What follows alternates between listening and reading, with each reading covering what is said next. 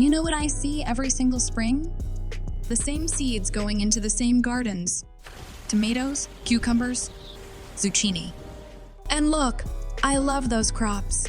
But if you're planting the exact same thing as everyone else, you're missing out on some of the most productive, resilient, and frankly exciting plants you could be growing in 2026. Today, I'm sharing 5 seed varieties that most gardeners completely overlook. And I promise you, the last one is going to change the way you think about your garden space forever. Hey, I'm so glad you're here. I've been growing food for over a decade, and I've tested hundreds of varieties in my own backyard and in community garden plots across 3 different climate zones. And here's what I've learned. The crops that perform best are rarely the ones that get the most attention. This year, 2026, is shaping up to be a challenging one for gardeners. We're seeing more unpredictable weather, longer dry spells in some regions, and heavier rainfall in others. That means the crops that are going to thrive aren't necessarily the traditional favorites.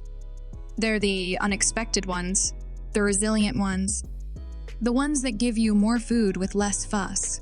And that's exactly what I'm covering today. I've got timestamps in the description if you want to jump around, but I'd recommend watching all the way through because these picks build on each other, and that final seed? It's the reason I made this video. Alright, let's dive into seed number 1. This is a plant that most American gardeners have never even heard of, and that's a huge mistake.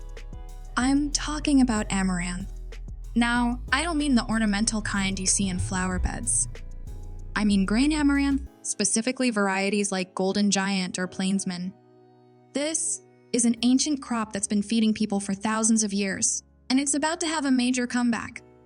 Here's why it's unexpected. Most of us think of grains as something that only farmers grow. We don't picture harvesting grain in a backyard garden, but amaranth changes that. It's incredibly productive.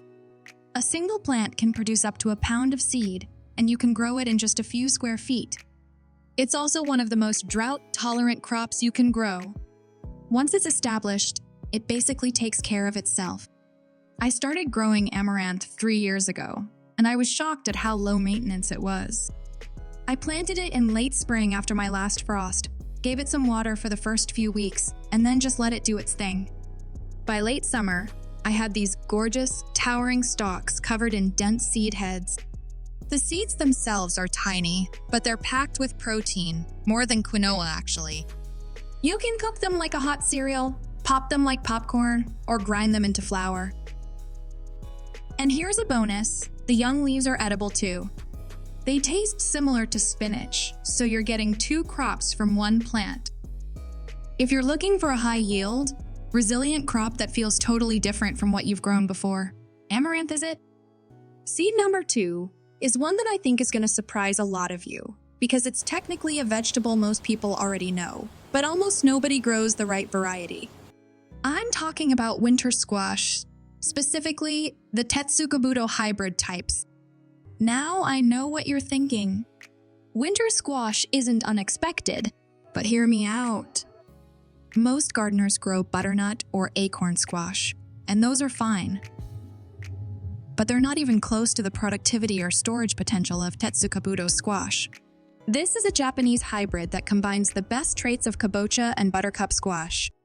The flavor is sweet, dense, and rich, almost chestnut-like. But what makes it a must-grow for 2026 is how incredibly well it stores. I've kept Tetsukabuto squash in a cool, dry spot for over a year, and it actually gets sweeter as it ages. Compare that to butternut, which starts to decline after a few months.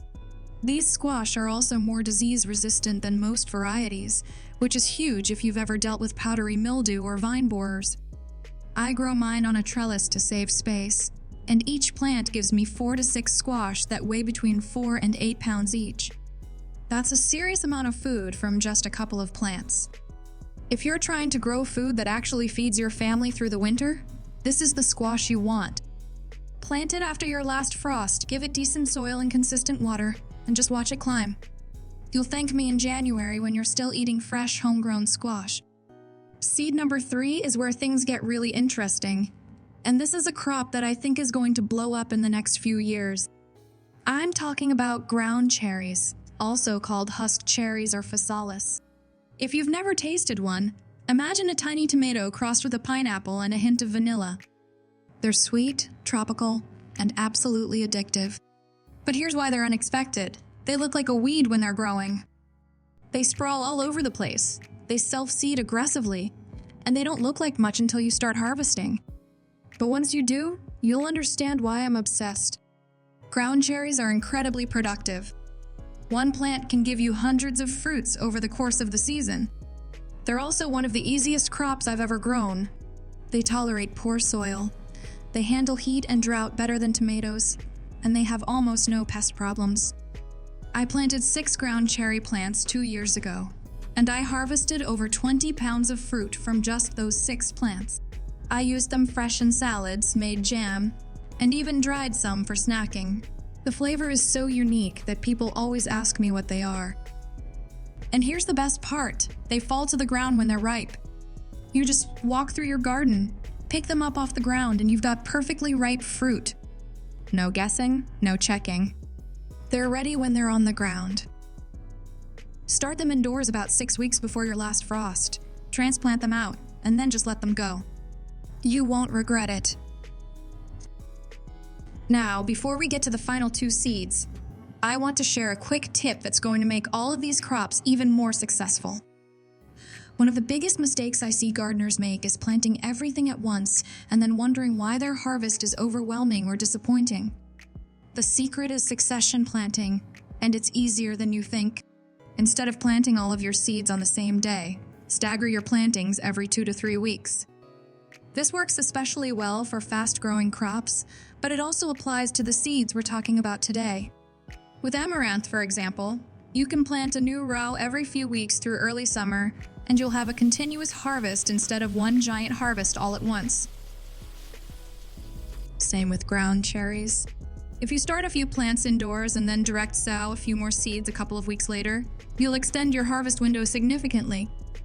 This one simple technique will transform your garden from a feast or famine situation into a steady, manageable flow of food.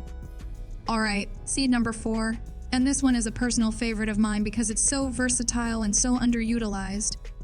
I'm talking about cowpeas, also called black-eyed peas or southern peas. Now, I know some of you are thinking, aren't those just dried beans? Yes, but there's so much more than that. Cowpeas are one of the best crops you can grow in hot, humid climates. They actually thrive in conditions that make other beans struggle. They're drought tolerant, they fix nitrogen in the soil, which means they're actually improving your garden while they grow, and they produce heavily even in poor soil. I grow a variety called California Black Eye, and I get about 3 to 4 pounds of dried peas from every 10-foot row. But here's the unexpected part. You don't have to wait for them to dry. You can harvest the young pods and eat them fresh, just like green beans. They're tender, sweet, and absolutely delicious. Then later in the season, you let the remaining pods dry in the plant, and you've got dried peas for soups and stews all winter. It's 2 crops in one. Cowpeas are also one of the best cover crops you can grow, so if you have an area of your garden that needs some love, plant cowpeas. They'll feed you and heal your soil at the same time. Plant them after your soil warms up, give them a spot with full sun, and watch them take off. They're tough, productive, and so worth growing. And now, seed number 5. This is the one I've been waiting to tell you about because I genuinely believe this is the most underrated high-impact crop you can grow in 2026. I'm talking about perennial bunching onions, specifically Welsh onions or Allium fistulosum. Now, I know onions don't sound exciting, but stay with me because this is not your average onion. Perennial bunching onions are a game changer for 3 reasons. First, they're perennial, which means you plant them once and they come back year after year. You're not replanting every single spring. Second, they're incredibly productive. You can harvest the green tops continuously throughout the growing season, and the plant just keeps growing back. It's like having an endless supply of scallions in your garden. Third, they're one of the most cold, hardy crops you can grow. They survive winters that would kill almost everything else, which means you can harvest fresh greens even in the middle of winter if you mulch them well. I planted a small patch of Welsh onions 4 years ago, and I haven't had to replant them since. I just harvest what I need, and they keep coming back stronger. I use them in everything: stir fries, soups, salads, omelets. And because they're perennial, they're one of the first things to pop up in the spring when you're desperate for fresh garden food. If you want a crop that gives you more food with less work, more resilience, and more flexibility, this is it. Plant them in early spring or fall, give them decent soil, and then just let them do their thing. This is the crop that made me rethink my entire garden, and I think it'll do the same for you. So, let me bring this all together, because I know I just threw a lot at you. If you take away 3 things from this video, here's what they should be. First, choose crops that work with your climate, not against it. All 5 of these seeds thrive in challenging conditions. Second, focus on crops that give you multiple harvests or long storage potential. That's how you get real food security from your garden. And third, don't be afraid to try something new. The best gardens aren't the ones that look like everyone else's. They're the ones that surprise you. So there you have it. Amaranth for grain and greens, Tetsukabuto squash for storage, brown cherries for flavor and ease, cowpeas for versatility, and perennial bunching onions for non-stop harvests. I'd love to know which one of these surprised you the most, or if you've grown any of them before. Drop a comment and let me know. And if you found this helpful, consider subscribing. I've got a lot more unexpected gardening ideas coming your way. Thanks so much for watching and happy growing!